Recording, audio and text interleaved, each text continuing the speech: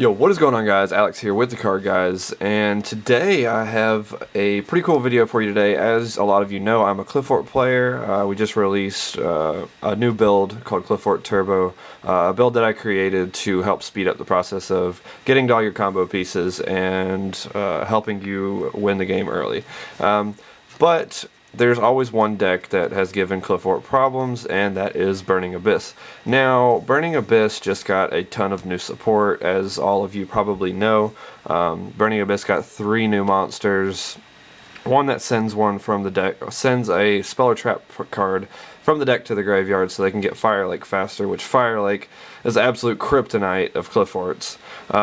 They also got a monster that lets you special from the hand, and another monster that lets you banish a monster on the field until the end of the turn, which we don't have to worry so much about that monster because a lot of people actually don't know this. If they're just normal summoned without tribute and they come out as level 4, they're still unaffected by a monster that's under its level. If they're special summoned, if they come out as a pendulum summon, then they can be affected. But so we don't really have to worry too much about that banish guy because we're most likely going to have a normal summoned monster on the field, whether it's tribute or just normal summoned. And so what I want to talk to you about is how we can beat Burning Abyss. Burning Abyss obviously is still not going to be a very high win percentage no matter what you do. The reason that Qliphorts are so good is not because of their matchup against Burning Abyss, it's because of their matchup against literally everything else in the format. And like, they just beat everything except for Burning Abyss, in my opinion. And so let's talk about how we can try to increase the odds of winning this matchup. Now I want to talk to you about a ruling with Qliphort's Stealth. This ruling is going to help you beat Burning Abyss because it's a way to get Dante to not be able to activate when it hits the graveyard without using a card like Shadow Mirror or something. You're only using Stealth. So let's say we either, I don't know, say we either Snatch Steal a Dante or we use Stormforth to tribute it from their side of the field. If we have, you know, say we have a Helix on our side of the field, right, and we Stormforth and we hit their Dante and our Helix and drop Stealth. Stealth is going to become Chain Link 1. I mean, they're all optional effects, so turn players' optional effects are going to happen first. So we become Chain Link 1, and since they can't respond to Stealth, Dante misses timing, or I don't know if it's called missing timing or whatever, it just can't activate because of Stealth's effect.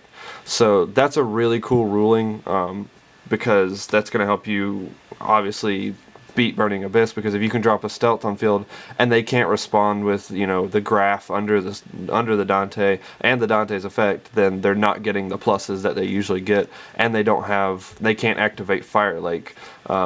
So that's really, really cool, because then we're just going to bounce the back row back to their hand with Stealth's effect and attack for game or whatever. You know, that's just really, really cool ruling. It's going to help you guys beat Burning Abyss. But anyway, let's get into some more tech cards here.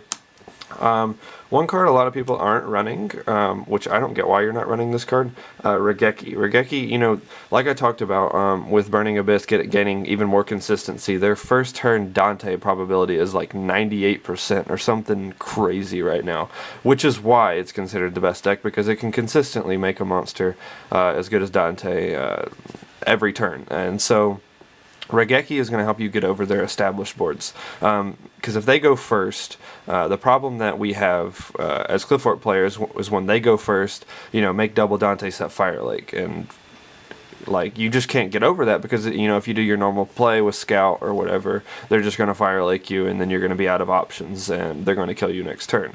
And so Raigeki helps with that a lot. It removes their entire field. Yeah, they're going to get their effects still, but then you don't have to deal with their you know, triple Dante or whatever. You know, if they are lucky enough to have a graph and a seer or something like that up under it to special 2 back to make their Fire Lake live, then I mean, you're just going to have to deal with that. But at least you don't have to deal with that full established board anymore. Another card that everybody is running, and everybody should run in your side deck versus Burning Abyss, is Maxx C. Maxx C is good going second, and it's good going first. you always want Maxx C in your hand going against Burning Abyss.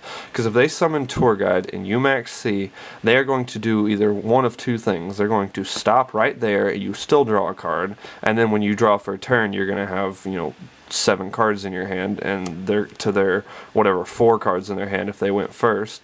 And that's just, I mean, if they just either stop, or you're going to kill them next turn, because you're going to have enough cards in your hand to get your combo off, most likely. So Maxx C is definitely a must-play against Burning Abyss. Now, I don't know if most players are main decking this right now or side decking it, but Nightbeam is amazing going second against Burning Abyss. The ability to hit that Fire Lake, I cannot stress how important it is to hit their set Fire Lake or their set MST or whatever it is that they set, going against Qliphorts. If you're in game 2, they're obviously going to have Spell Shattering Arrow or Fairy Wind or something like that. To be able to hit that back row and let your plays go off is game changing. I mean, it's just amazing. Nightbeam is a really, really good card right now. Going first, Nightbeam is obviously not that good, and so I'm main decking 1 Nightbeam in my main deck, just in case I go first and I draw it. You don't want this card to be dead. You don't want to draw it in your opening hand going first, and then you're like, oh wow, and so it's just not that good. So, but when you're going second, you're gonna have 6 cards in your hand. The probability of drawing it is going to be greater in your second hand, and it'll be a lot more useful then as well. And so side decking in, if you're gonna go second, like you say, you won your first game, go ahead and side deck in the second Nightbeam to hit that Fire Lake. And if you do, your odds of winning are gonna go up in just infinitely. Like, I don't know, I can't explain how good this card is against them. Another card that a lot of people are running right now, obviously, Vanity's Emptiness. Vanity's Emptiness, if you go first against Burning Abyss and they don't have an MST, like I was talking about with all the new monsters they got, a lot of Burning Abyss players upped the number of monsters in their deck to something like 20-something monsters. I mean, it's ridiculous, because they want to make Dante first turn every time. And so if you're playing against them and you put, I don't know, like a 2800 disc on the field and then flip Emptiness and they don't have an MST, you are winning that game. So, I mean, this is just a win condition versus them. I know Kyle and I have been talking about possibly cutting this because, my build is a turbo build, and it's fast, and you don't want traps. And this is the only trap we play, as a matter of fact. But if we open 2 of these, that's really bad. But we definitely always want to see this card, so I can't see myself cutting it because it is such a win condition versus Burning Abyss. So you always want to see Vanity's Emptiness. Vanity's Emptiness is just, it's so good against them, especially since you can, put a monster on the field, and when it gets killed, it goes to the public extra deck, and Emptiness gets to stay. That's amazing. But anyway, on to the next card. This is more for the side decking into traps. Like I said, I don't play a whole lot of traps in my build, because traps going first are good going first, but terrible going second, because you're going to open up a handful of traps and they're going to kill you next turn. Like, they've already established their board and they're just going to kill you over the traps. Either that, or you're going to set traps at your end phase and then they're just going to Fire Lake them, and then you've negged 3 or whatever. The traps are just really, really bad against Burning Abyss right now, because of Fire Lake, and because if they go first, it's really, really bad. But anyway, if you're going first against them, if you lost game 1 or whatever, which a lot of times you will against Burning Abyss if they just open up, better than you, which they usually do if they open Fire Lake. And so if you play Bottomless or Skill Drain going first against them, you can be in a really good position.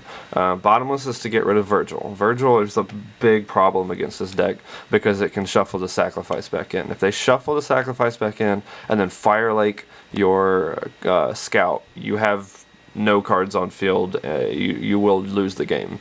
So Bottomless to get rid of the Virgil and not give its effect. Give it its effect is really, really, really good. Skill Drain, only reason I say Skill Drain is pretty good against them is not because it stops the graveyard effects. It's not going to stop any of that, which is why it's not great, but it's still good, because when they go to attack with all their monsters, all their Dantes are in face-up attack position, you know, and they're getting ready to attack you, and you have a skill drain set, and say you have, I don't know, you have an 1800 monster on board, you know, and you just flip skill drain, your monster goes to 2800, their Dante loses its attack boost and goes to 1000 after they've already declared an attack. So they're gonna hit, you're gonna crash into this, they're gonna die. They're going to take 1800 damage, and you're going to keep a 2800 shell on the field, or whatever, you know, which is why skill drain is really good going first. But it's still not the best, because they still get all their graveyard effects, and they still have ways of getting rid of this, you know, with Fire Lake.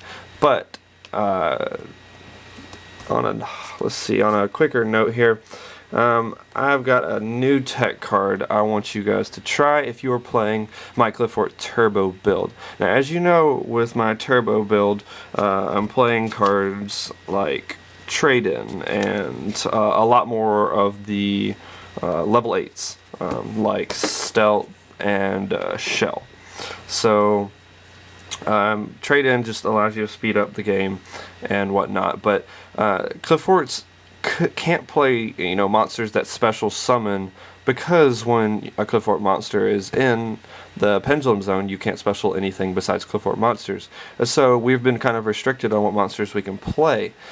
But with my trade-in build, I can play a level 8 special summon monster, because even if it's dead in my hand, I can still trade in and plus off of it.